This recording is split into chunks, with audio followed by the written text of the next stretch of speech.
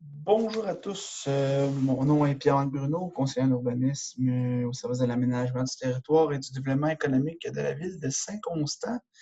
Aujourd'hui, je suis avec vous concernant la consultation publique relative au projet de règlement 1655-20 visant à modifier les règlements sur les usages conditionnels 1534-17.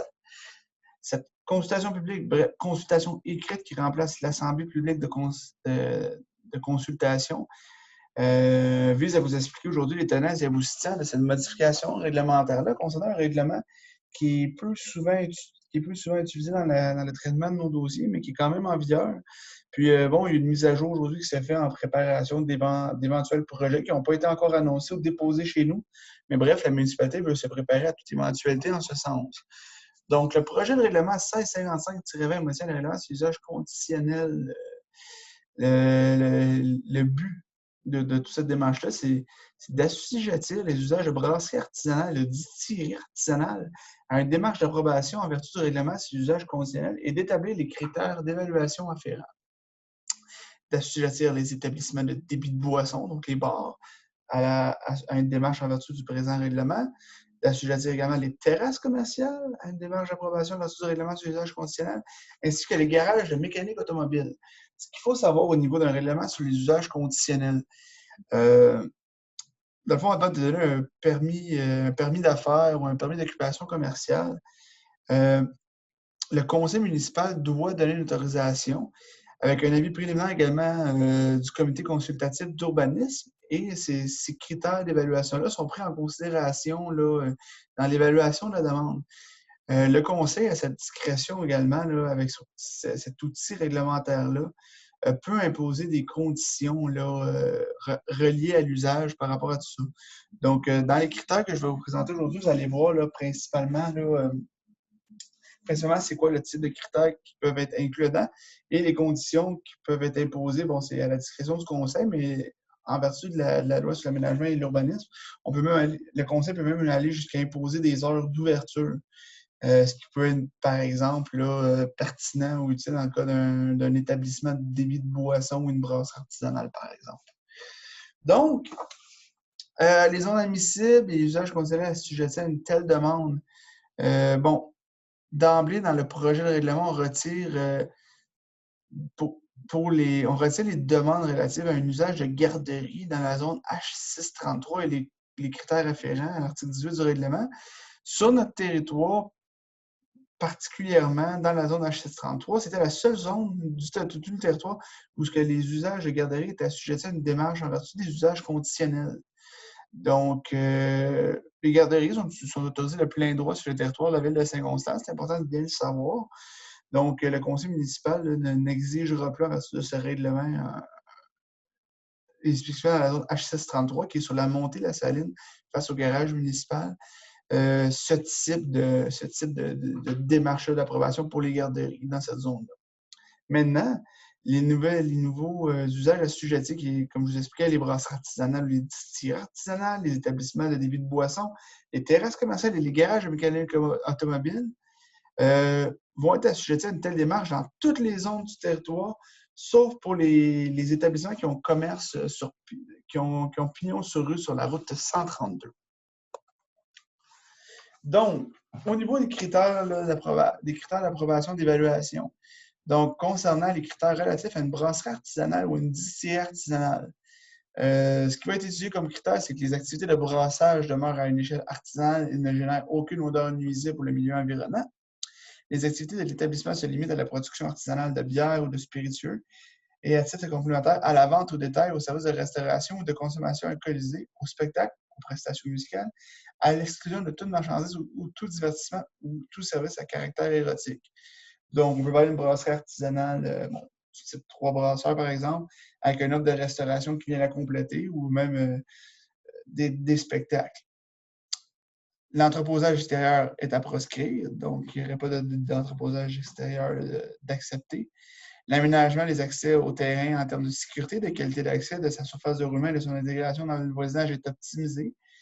Les spectacles de prestations musicales ou autres événements musicaux génèrent aucune ou peu de nuisance pour les usages environnants existants. Donc ça, c'est bien important. Ces usages-là qui peuvent être plus sensibles, c'est important qu'ils s'intègrent dans le milieu. surtout lorsqu'on constate que le territoire de Saint-Constant, à l'extérieur du corridor de la route 132, a plusieurs habitations résidentielles. L'horaire des spectacles, prestations musicales et autres événements musicaux permet de maintenir la quiétude du secteur afin d'éviter les conflits avec les usages résidentiels sur la proximité. Et les heures d'ouverture permettent de maintenir la quiétude du secteur afin d'éviter des conflits avec les usages résidentiels sur la proximité, et ce, tout particulièrement pour les bars, terrasses, les spectacles et les prestations musicales. Maintenant, concernant les critères relatifs pour les usages de débit de boissons, donc les bars, bon, le contrôle des opérations est recherché afin de limiter les inconvénients pour le voisinage immédiat. L'aménagement des accès au terrain en termes de sécurité, de qualité, de l'accès, de sa surface de roulement et de son intégration. Le voisinage est optimisé. Bon, un peu comme les micros, les distilleries artisanales, les brasseries artisanales, tout ce qui a un lien avec les spectacles, les prestations musicales. Bon, ça doit être complémentaire et ne pas nuire là, à la quiétude du voisinage. Les horaires aussi doivent être montés en conséquence. C'est là que ça devient intéressant parce que le conseil peut imposer des conditions sur les horaires de spectacles, de prestations musicales qui peuvent générer du bruit, soit en termes de journée ou en termes d'heures. La même chose pour les heures d'ouverture, puis la configuration du réseau routier à proximité du terrain, qui assure une circulation de la clientèle sur des artères ou des rues collectrices où on retrouve peu ou pas d'usage résidentiel ou d'usage sensible. De plus, comme critère, la fluidité du réseau routier évite la formation de zones de congestion à la fermeture des établissements. Par exemple, bon, on ne veut pas justement qu'il y ait massivement un exode de véhicules qui convergent à un seul endroit à la fermeture là, du dit établissement. Là.